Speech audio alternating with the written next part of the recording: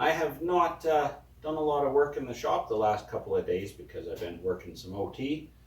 But tonight I said thanks but no thanks. And one thing that kind of bothers me is how loose the column is on this machine. I don't know if there's anything I can do about it, but I'm going to have a look. To that end, I've already loosened off the steering wheel nut here. The reason for doing that is because we have to get this pool noodle off of here in order to get this fairing off. There we go. And there's a bushing here, and it is quite damaged and not very pretty.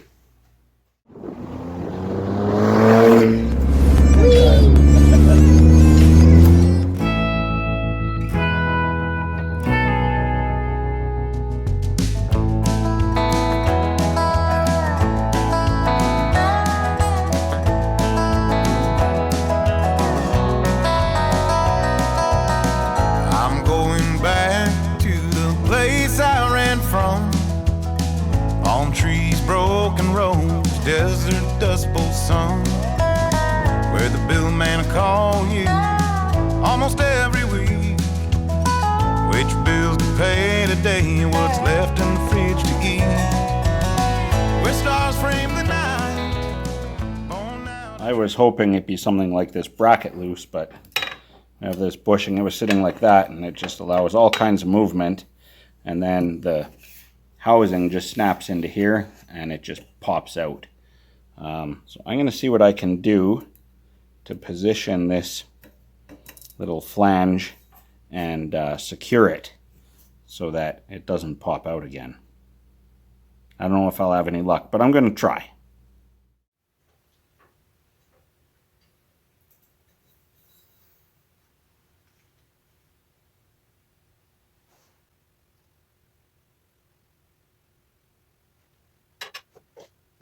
Doesn't really look like it's retained by much, but hope.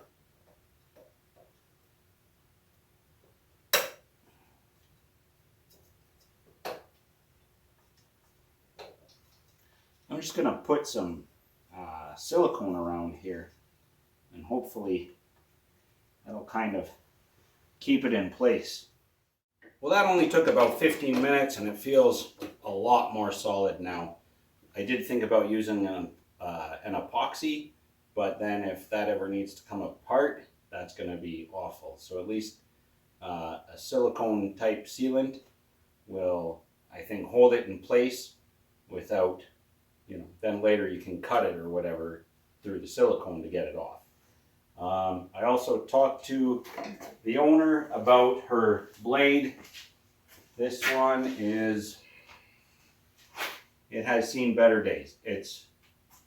It's very dull and it's bent, and it's not the cheapest blade because it's 26 inch, but I do think that I really probably can't save it, and the best course of action is to just replace it. So I've got one on the way. I just need a 5/8 socket to pull that off, so pretty easy.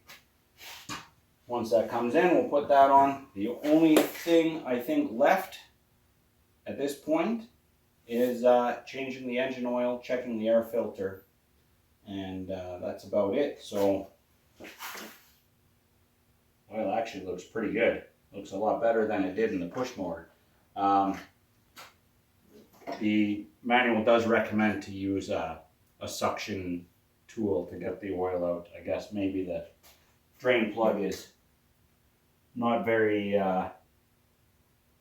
accessible. It's probably underneath where the axle is, I'm guessing. So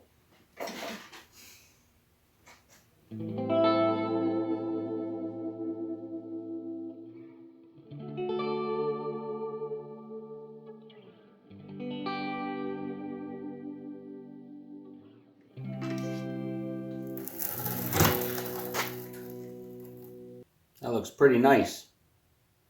But she did ask us to change it, and it only takes 20 ounces of oil, so It is recommended to change once a year. Might as well.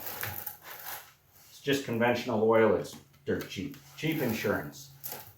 At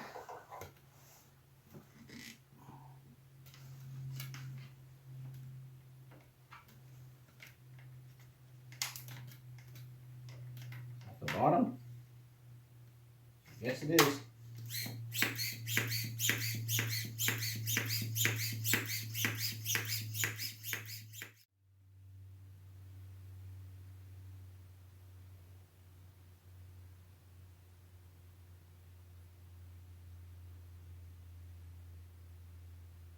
Guess while we're waiting for that, we can check out the air filter.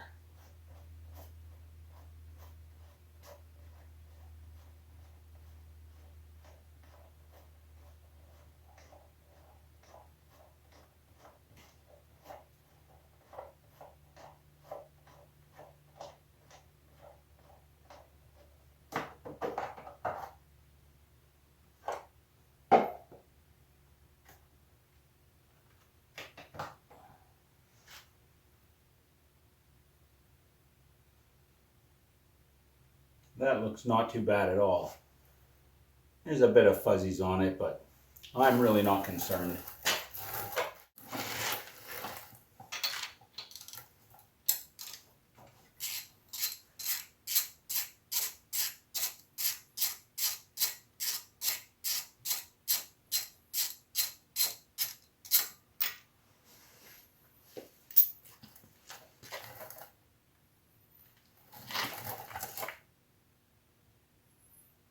I really don't see anything wrong with that at all. I'm quite happy to put that straight back in. I've just put a big block under the front right wheel and a smaller, just a 2x4 under the right rear wheel, just to tip this back to here. Make sure we get all the oil out. We're pretty much there.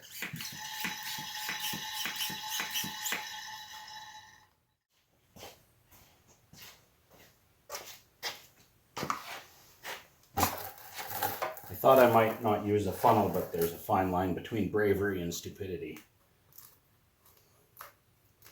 This is Harvest King SAE 30 motor oil from good old Peavey Mart. You know, it's your tractor supply store, farm supply. Love that place.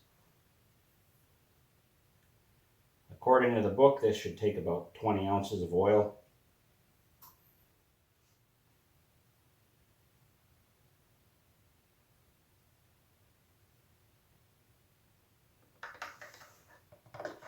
It's 18. Let's see how it looks.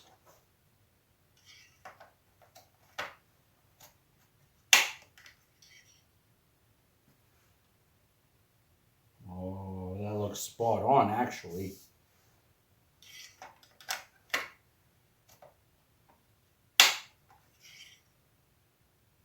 Oh, doesn't get any better than that. There we go.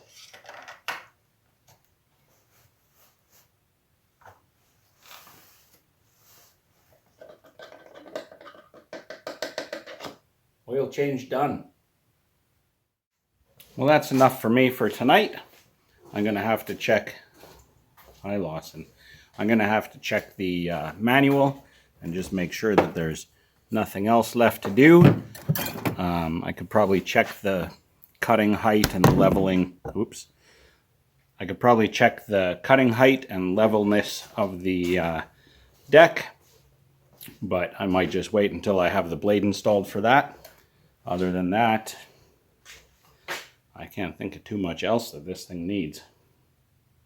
It's actually not too cold today. I went through the checklist on the Weed Eater 1 through the operator's manual, and short of checking the deck for levelness and putting the new blade on, everything's good. So the only thing I haven't really checked is the brakes.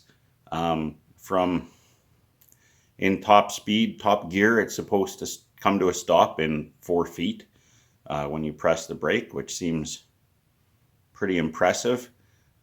Given that at the moment there's no vehicles on the driveway except for my Jeep, I'm going to give it a little test. I'm not sure how it's going to work out on the snow and ice, but at least it'll give us some indication. So.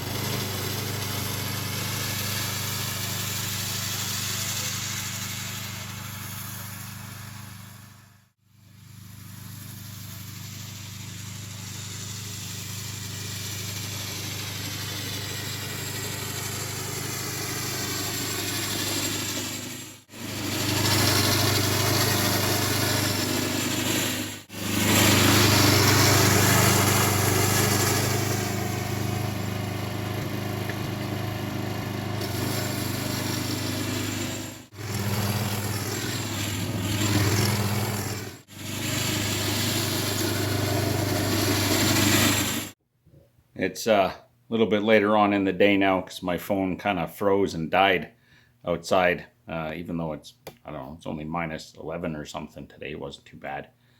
But I had some visions in my head of super hilarious riding mower donuts, and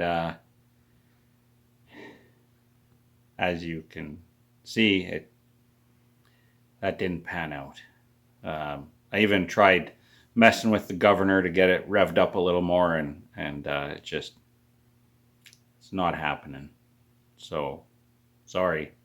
We're going to have to find something else to have some fun with at some point in the future.